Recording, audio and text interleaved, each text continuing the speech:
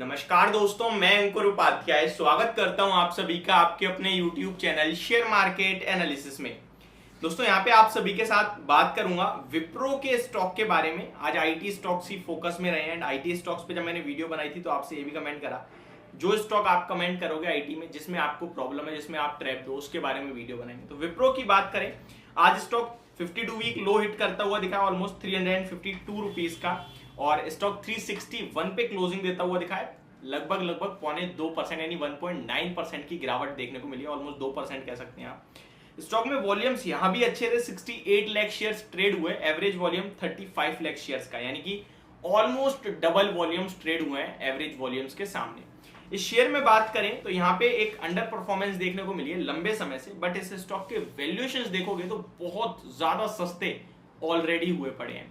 इस कंपनी के बारे में बात करेंगे, अगर आपके पास पोजीशन है तो क्या करना चाहिए, नहीं है तो क्या खरीदारी करने का मौका है, और अगर है तो क्या एवरेज कर सकते हैं लेवल्स पे, इन सब के बारे में जानेंगे। और कंपनी के नंबर्स आने वाले हैं 27 अप्रैल को। बहुत सारे लोग ये भी कह रहे हैं भाई इसका Q4 के जो रिजल्ट्स आ रहे हैं उसका कैसा रह सकते हैं नंबर्स, इसके बारे में बताइए, अनुमान बता दीजिए, प्रीव्यू बता दीजिए। तो मैं आपसे कहना चाहता हूँ 27 अप्रैल अभी बहुत दूर है। जब 27 अप्रैल आ रही होगी तो 26 अप्रैल 25 अप्रैल को मैं आप सभी के साथ ओपन मार्केट में ही प्रीव्यू शेयर कर दूंगा, ताकि आपको आपका डिसीजन लेने में हेल्प मिले। एक और चीज बोलना चाहूंगा, रिजल्ट से पहले अगर आप इन्वेस्टमेंट पोजीशन को कंट्रोल करना चाहते हैं या फिर हल्की करना चाहते हैं या बढ़ाना चाहते हैं तो वो एक गलत डिसीजन होता है। आप रिजल्ट्स को देखने के बाद आपको कंट्रोल करनी चाहिए, बढ़ानी है या घटानी है, रिजल्ट से पहले नहीं। रिजल्ट से पहले ट्रेडर्स काम करते हैं, इन्वेस्टर्स नहीं। ठीक है, अब आते हैं डायरेक्ट स्टॉक के ऊपर। सबसे पहले 361 के लेवल्स पे स्टॉक क्लोजिंग देता हुआ दिखा है, 1.9% गिरकर बंद हुआ है। इस कंपनी के फंडामेंटल्स पे आता हूं डायरेक्टली, पहले वैल्यूएशंस पे आता हूं, उसके बाद फंडामेंटल्स पे बात करूंगा। देखिए फंडामेंटली तो स्टॉक में कोई दिक्कत नहीं है।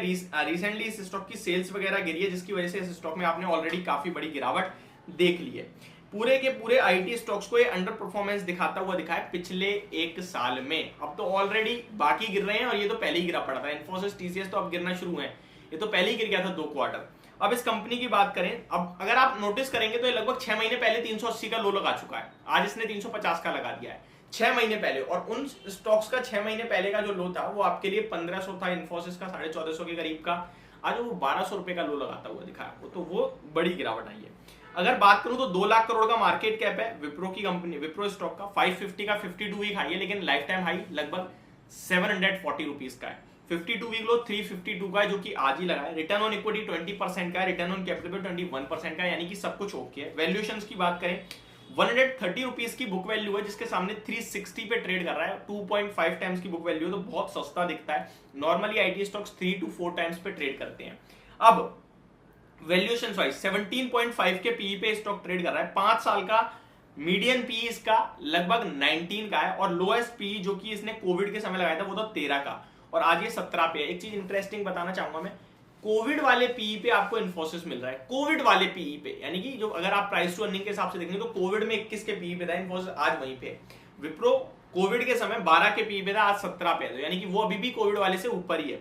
लेकिन इसका अगर आप कोविड से पहले का एवरेज पी देखें तो वो 19 का ही है, और लोएस्ट पी अराउंड 15 का था, और हाईएस्ट पी 32 के पास गया था जब ये ओवर वैल्यू हो गया था। ऑन एन एवरेजली देखेंगे तो 17 से लेकर 18 ये इसका एवरेज पी है, यानी कि ऑलमोस्ट अपने एवरेज पी पे ट्रेड कर रहा है। बट कंपनी की सेल्स गिरी है, जिसकी वजह से थोड़ा सा वीक होता हुआ दिख रहा है ये स्टॉक। इस कंपनी के अगर नंबर्स की बात करें तो FY22 में कंपनी 12,243 करोड़ का प्रॉफिट पोस्ट करते हुए दिखी थी। वहीं टीटीएम बेसिस यानी करंटली 12 मंथ की बात करूं तो 11,366 करोड़ का, यानी कि लास्ट ईयर के मुकाबले प्रॉफिट इस बार कम होता हुआ दिख रहा है। इसको मैं आसान भाषा में समझाऊं तो अर्निंग पर शेयर से समझेंगे आप। पिछली साल लास्ट फाइनेंशियल ईयर में लगभग 22 रुपए का अर्निंग पर शेयर था, और करंटली टीटीएम बेसिस पे 20 रुपए 70 पैसे का अर्निंग पर शेयर है, तो घटा है। कंपनी की कंपाउंडेड प्रॉफिट ग्रोथ 3 साल की लगभग 11% है, वहीं स्टॉक का प्राइस जो है वो 25% से भागा है, तो लॉन्ग टर्म में इसने अभी भी आउट परफॉर्म करा है अपनी प्रॉफिट के सामने। अब आते हैं इस कंपनी के शेयर होल्डिंग पे। तो प्रमोटर 73% होल्ड करते हैं। अजीम प्रेम जी की ये कंपनी है, और शानदार इंसान है वो, शानदार व्यक्ति है। अगर आप टॉप डोनर्स का नाम देखोगे, टॉप जो सबसे ज्यादा फंड डोनेट करते हैं एक इंडस्ट्रियलिस्ट होते हुए, वो अजीम प्रेम जी का नाम 3rd नंबर पे है। 2nd नंबर पे इनफैक्ट मुकेश अंबानी जी से भी ऊपर है। तो वो मैंने आपके साथ शॉर्ट शेयर भी करा था अपनी इंस्टाग्राम पे, अगर आपने देखा होगा तो आपको पता होगा। पब्लिक की शेयर होल्डिंग केवल 12% है। ये आपको दर्शाती है कि कितना ज्यादा हैवी वेटेज स्टॉक हो चुका है इस समय, यानी कि हाँ, जिन जो बड़े लोगों ने खरीदारी करी, इनफैक्ट 12.51% पब्लिक के पास है, जिसमें से जेपी मॉर्गन का यानी कि जो जेपी मॉर्गन चेस बैंक है वो 2.39% होल्ड करती है, यानी कि केवल 10% स्टेक ऐसा है जो पब्लिक के पास है, बाकी सब बड़े लोगों के पास है। तो मुझे लगता है आपको डरने या घबराने की जरूरत नहीं है। मैं आप सभी के साथ ये पिछले 2 क्वार्टर से कह रहा हूँ बात, स्टॉक परफॉर्म नहीं कर रहे, कंटिन्यू गिरी रहे हैं, आज भी 52 वीक लो लगाए। मुझे पता है बहुत सारे लोग फ्रस्ट्रेट हैं, बहुत सारे लोग ये भी कहते हैं भाई तुम वीडियो मत बनाओ इस विप्रो पे, इन्फोसिस पे, गलत राय देते हो। बट मैं सिर्फ इतना कहना चाहूंगा, 3 महीने 6 महीने से आप राय जज नहीं कर सकते। इसका एग्जांपल डीवीज लैब देना चाहता हूं मैं। डीवीज लैब 2003 में आईपीओ आया था, आईपीओ आने के बाद वो 100 रुपए से 70 रुपए पे चला गया, तो वो कंपनी खराब हो गई थी। वो 70 वाला आज 3000 पे, केवल 70 वाला 3000 पे नहीं है, 14000 का आईपीओ जिसने खरीदा वो 1 करोड़ रुपए बनाया उसने। तो शॉर्ट टर्म में गिरावट हो जाए दैट डजंट मीन कि वो लॉन्ग टर्म में खराब हो गया। और लॉन्ग टर्म का मतलब 1 महीने, 1 दिन, 2 दिन, 1 हफ्ता, 6 महीने नहीं होता। लॉन्ग टर्म का मतलब होता है 3 से 5 साल। मार्केट है, ये बिजनेस है, वो कभी उतार आता है, कभी चढ़ाव आता है। अगर आप भी कोई बिजनेस कर रहे होंगे, बिजनेस नहीं तो नौकरी तो कर ही रहे होंगे, जहां पे आप कर रहे हैं उस कंपनी में भी क्या 24/7 ग्रोथ ही होती रहती है। कभी नीचे भी जाती है कंपनी, कभी ऊपर आती है, लेकिन एट द एंड वो ऊपर ही जाती है क्योंकि ग्रोथ करेगी वो, ठीक है। तो ये आपको समझना होगा, जब ये समझोगे तो मार्केट को अच्छे से आप समझ पाओगे। यदि मेरी वीडियो होप आपको समझ पसंद दोनों आई होगी। Thank you so much for watching this video, have a great day guys.